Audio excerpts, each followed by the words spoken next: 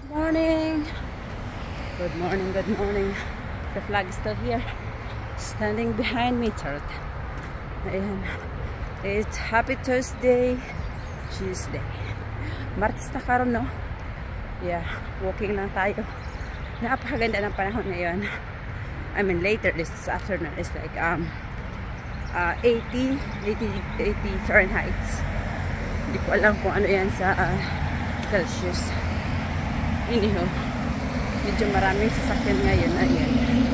Ayan yung bus. May bus na dumaan.